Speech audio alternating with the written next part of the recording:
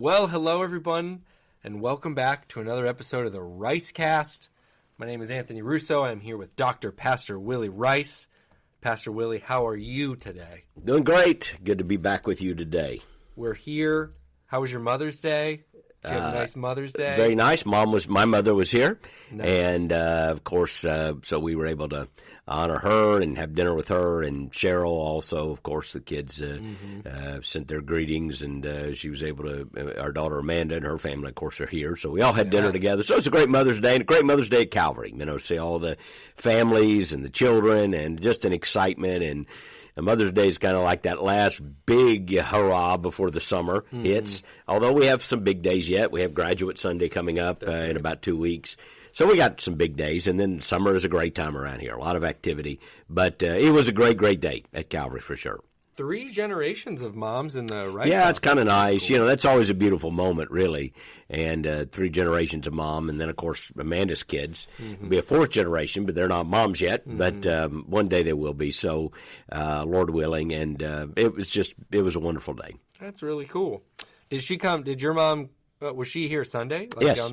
Yep. She was here at the service. I recognized her in the service, and they live up in Crystal River, Mom and Dad. So they're members, of course, and actively involved in their good church up there. But they come down as often as they can, and we're glad to have them when they come. Any remnant of nerves up there on Mother's Day? No. In the crowd? I've preached with Mom a bunch of times, so no, not at all. Just always glad to have him here. Well, that's fun.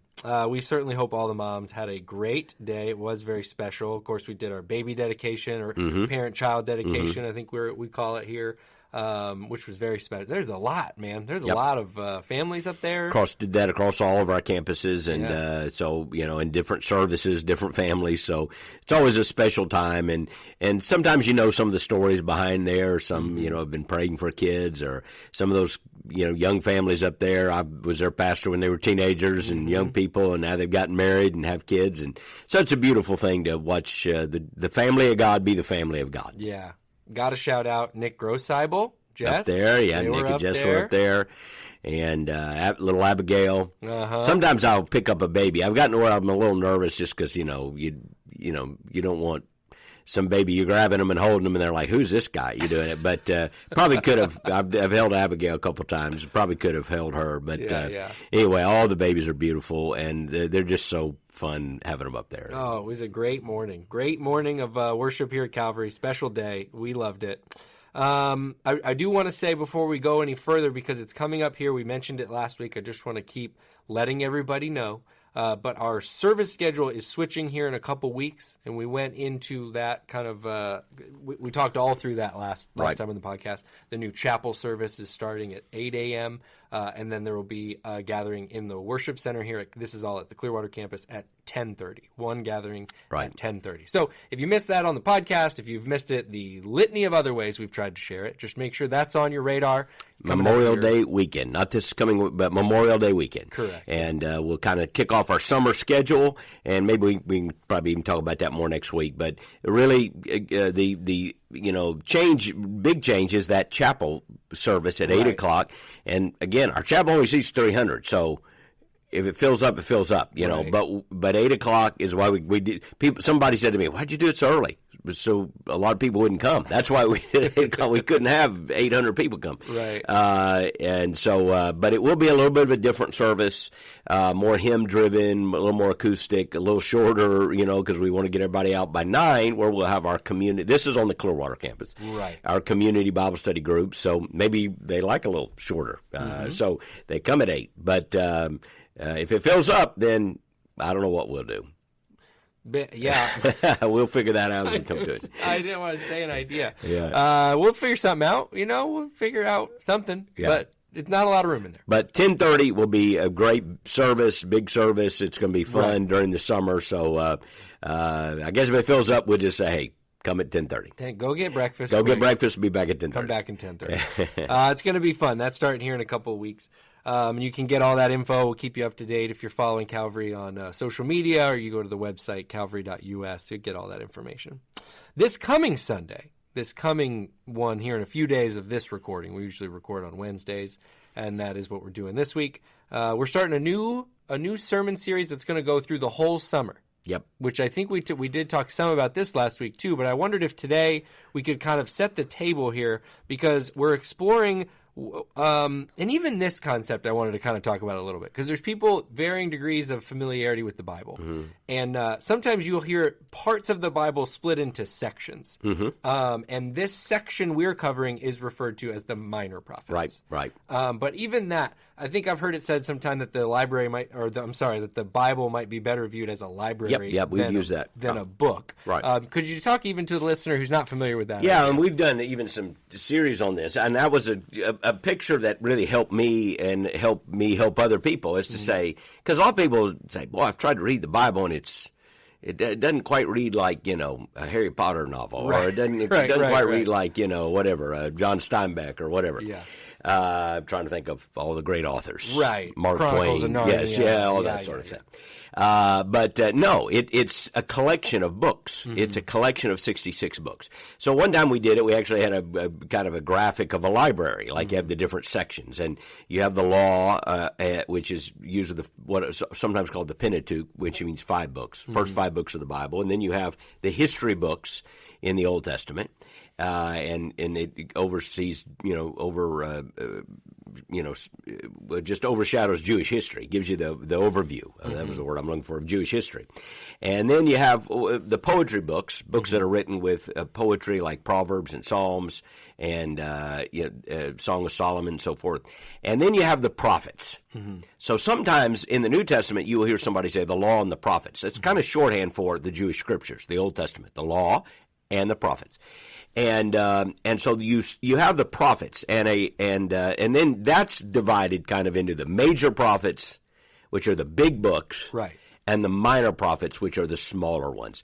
And I think the minor prophets, which are the last 12 books of the Old Testament, are probably the least preached, least taught of the section in our entire Bible. You think even the Pentateuch, there's a lot of teaching from Genesis and Exodus especially, even a lot from Deuteronomy. And the history books, there's a lot about kings, and we preach from the Psalms and the Proverbs, and everybody's heard a series from Ecclesiastes.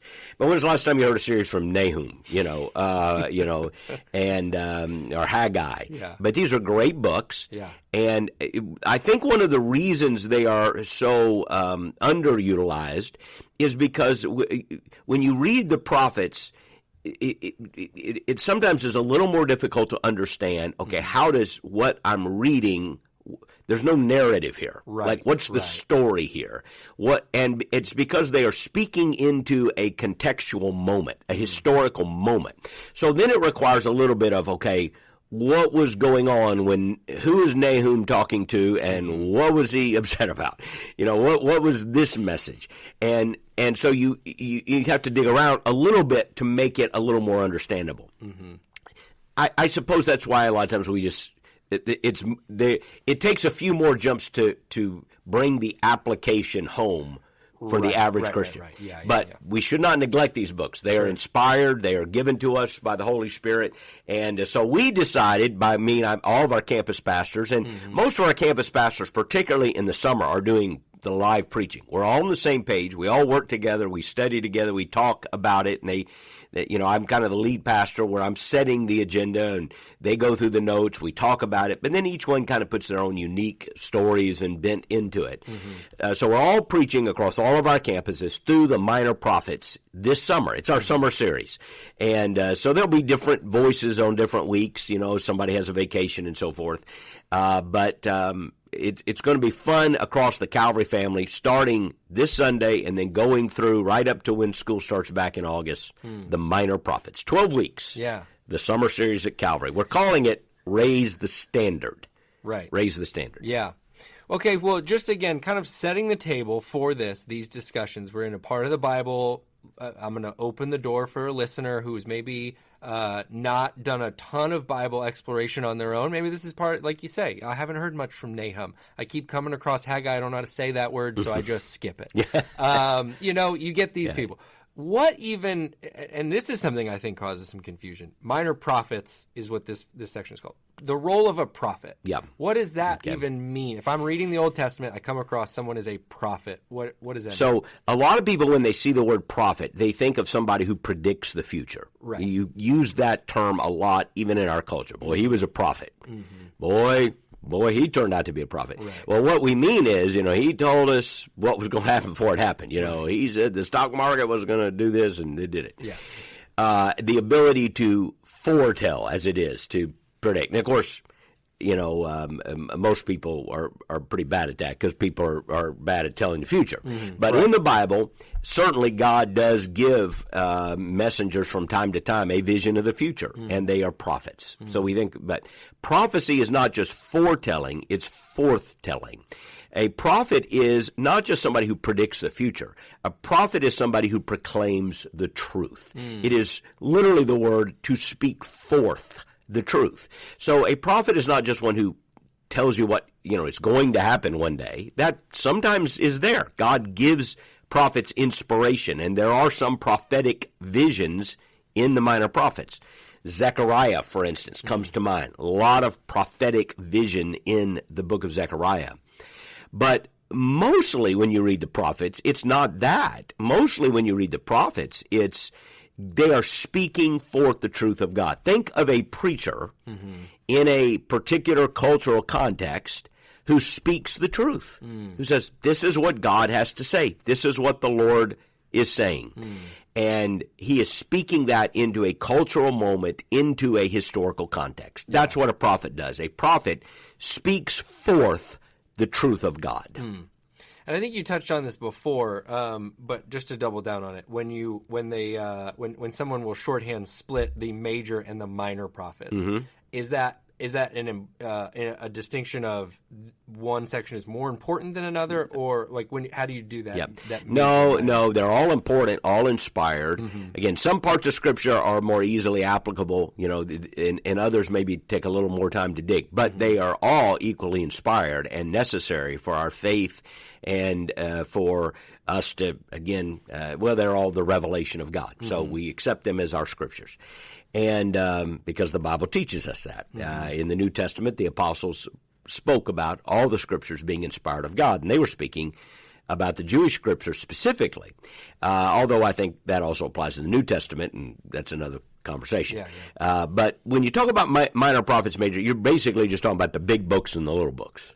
Oh, okay. Size of the books. The big guy and the little guy. Yeah. And you're talking about Isaiah, Jeremiah, Ezekiel. Those are long books. Daniel is a major prophet just because he's a major figure. It's not as long a book, 12 chapters, but he's a major figure. Yeah.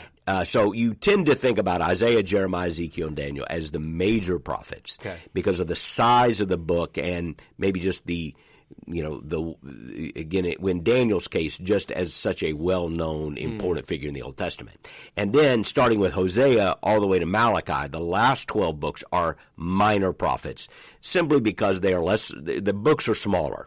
But the reality is they are lesser known, but yet, again, they have very important messages. Contextually speaking, historically speaking, and I know that and I guess this is a good question, the minor prophets span a length of time, right? They didn't all show up one right after the other necessarily. And what was going on in that time that might be helpful for someone to know or to consider when they approach these books? Yeah, they span about 400 years, give or take a little bit, from the 8th century to the 4th century. I believe that's right, yeah. And give or take. About 400 years. And they roughly fall in the chronological order that you find in the Bible, but not exactly. But, in fact, some of them you're not sure where they fall chronologically, but roughly speaking, the ones we can date, kind of Hosea would be one of the earliest, Malachi the latest. So it roughly falls that way. Gotcha. There are others like Jonah, which are harder to date exactly and so forth. Now, So what was happening historically? Most of them start, these minor prophets, during a time known as the divided kingdom. And this is a period of time at, I think, about 930 BC-ish.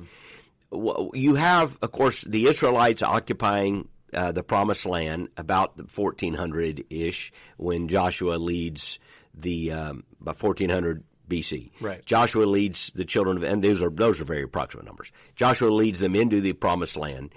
And then the history, Joshua Judges, that's covered, and then about David, the rise of the Davidic dynasty, where eventually the Israelites demand a king. There's Saul. Then after Saul comes David, and then David's dynasty lasts to Solomon, and then to his son, and then in that third generation, the kingdom splits.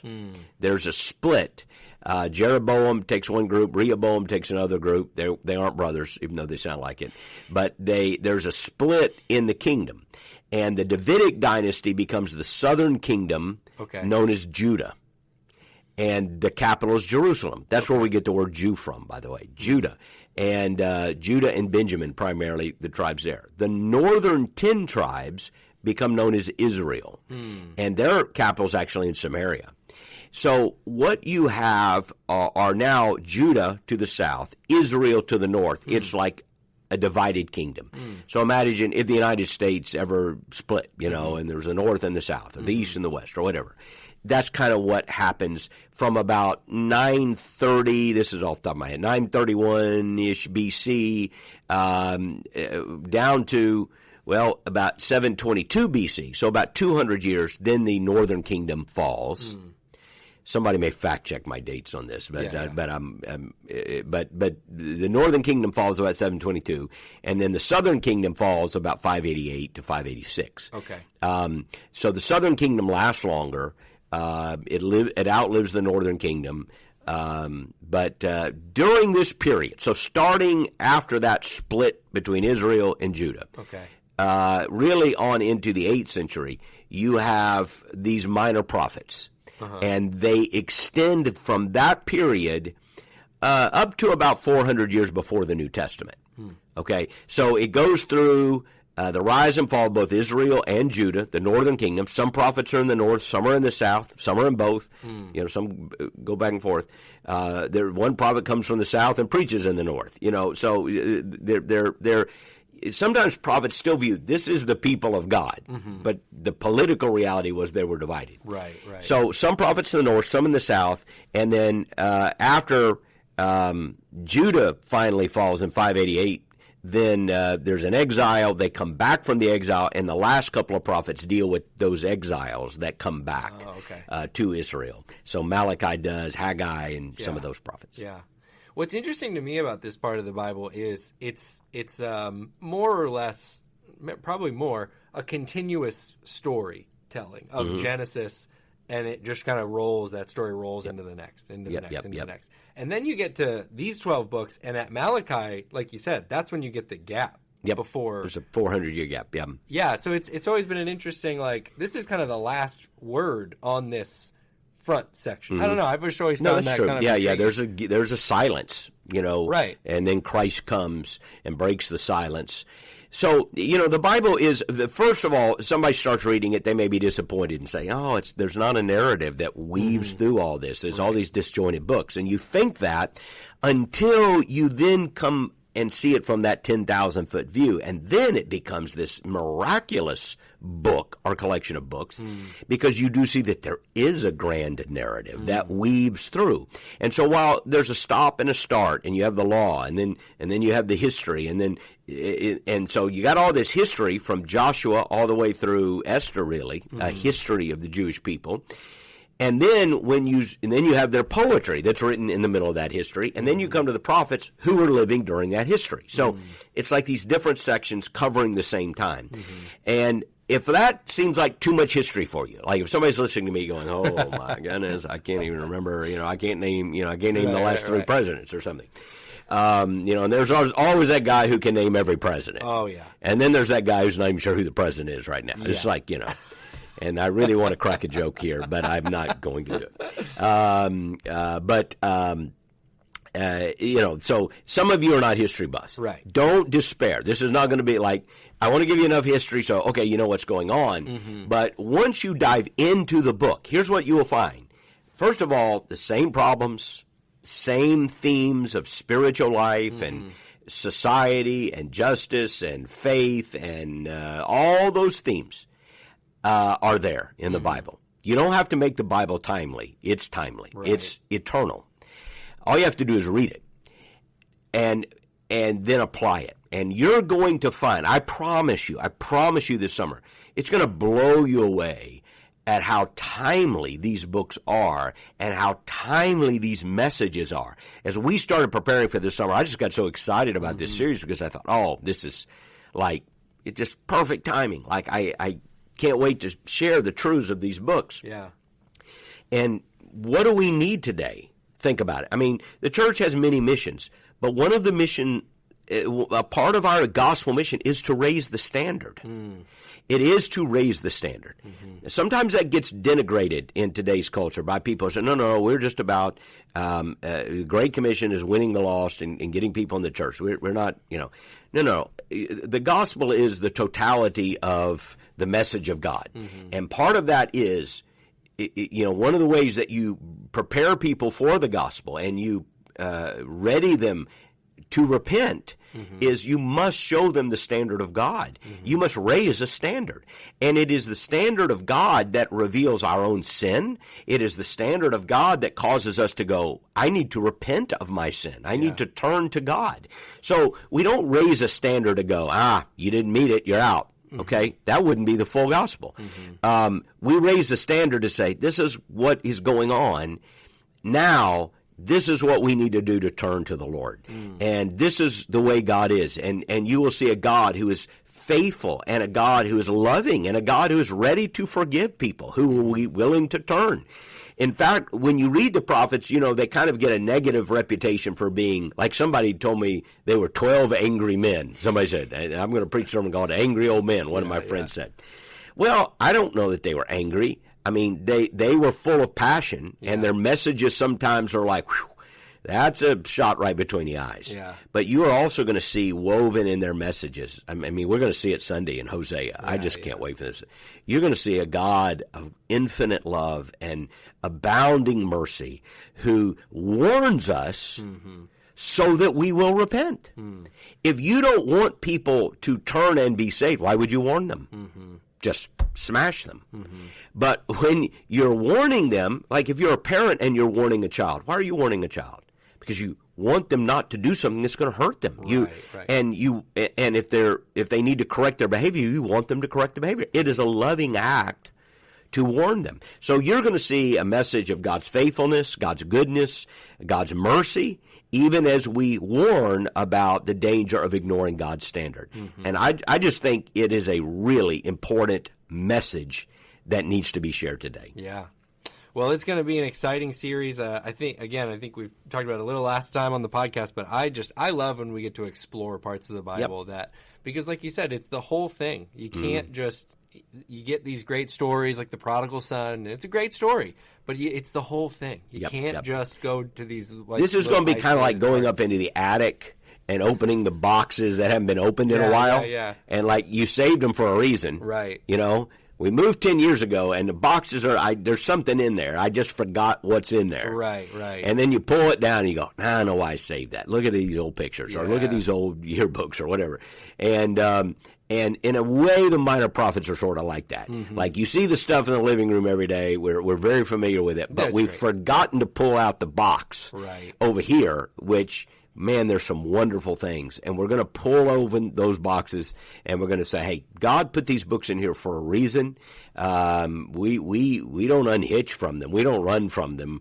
No, we need to lean into them. There is a message for today. And I'm convinced that if you listen and study through these books with us, by the end of the summer, you're going to go, wow, those are some of the richest texts in the Bible. Right. And by the way, often quoted in the New Testament, often quoted by Jesus, a lot of prophecies in there pointing to Jesus. So you're far from walking away going, well, those books, we didn't need to cover those books. You're going to go, oh, we need more time in those books. My hope is, because we're only going to spend 1 week on each one of them. Right. And my hope is that every week you go, oh, we need to do a whole series from Amos. So you need to come back and do a whole series from Hosea. Or we need 8 weeks in Zechariah. I think that's the way you're going to feel. We're going to kind of tease you and whet your appetite this summer with each one of these books. But it's going to be a really enjoyable series. So whether you're out of town, you've gone back to Canada, how many people have left in the last couple of weeks, right? All our winter guests every week. Hey, I'm going, now we're down to the very tail end, right? Mm-hmm. I'm leaving for the summer. So maybe you're up there in Canada and you're up there in Maine and Pennsylvania and all that, all of our winter folks. And we love you. We miss you. Can't wait for you to return as we hunker down for the summer here in Florida. So you guys listen in with the series. Stay with us. Take notes. You're going to church up there, but you can stay connected to Calvary. Mm-hmm. Or whether you're right here in Pinellas County and you're going to one of our campuses, Crystal Beach, East Lake, Seminole, our Hispanic campus. All of our campuses are teaching through the Minor Prophets this summer, or of course right here at Clearwater. It's going to be a fun summer. It's going to be a great series. It's going to be a great summer. And I always know about when when our northern friends are going back, because it's when I get out of my car and my glasses fog. Yeah. And I can't see anymore. Yeah, you start feeling, it doesn't feel quite the same. That's when I'm like, they're probably heading back.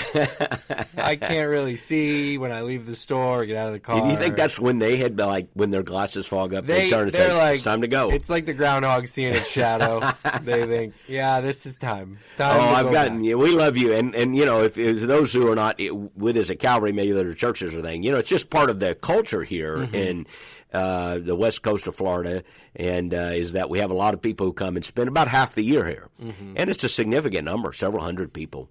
And, hey, we love it. Yeah. We're glad they come. I know all the restaurants get crowded and everything, but we've just learned to love these people, and they're part of our family, even though half the year they're in Canada or Maine or Pennsylvania or Illinois, all those states. And we love it when they come down, and hate to see them go. But but as we said, awful lot going on this summer here on the campus. And it's this series, I think, will kind of set the stage. And as we know, Vacation Bible School, camps, mission trips. Yeah. It's a busy season. Yeah. It's just kind of a different rhythm in the summer. And I will put, because VBS is coming up quick, only a couple of weeks away. So I'll put that link in the show notes. It's towards the end of June, but it'll be here before we know it.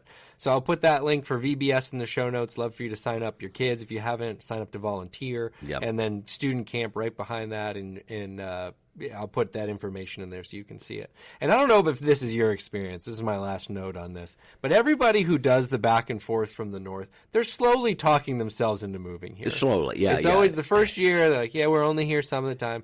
We'd never really move. Okay, the next year they come down. We started talking about what would it be like if we'd love to have it. The third year, it's, we're selling the house up there and we're coming down here. So wherever you're at in that journey, you're slowly coming down here. We know everyone comes to Florida. We're here when you're ready. We're ready. We love you, and we're glad that Florida's such a great place for people to move to. Really is. Right. It really is. All the country people. That's kind of a whole other podcast, but we're grateful for a lot of good things in Florida, and the weather, and sometimes the football teams are good, sometimes not so much. Every once in a while. Sometimes not so much. Tom Brady played here for a while. People got to remember. For 15 minutes. It was wonderful. The best highlight of his career, I think. Well, listen, we thank you so much for listening to the podcast. We are so excited for this series kicking off this coming Sunday. So it's if you're listening to this and you want to lock in, you haven't missed anything yet, this Sunday is when we get rolling. We hope that you can join us at any of our Calvary campuses or online, as we said, if you're not in the area. And we love you very much. We'll be back here with another podcast episode very soon.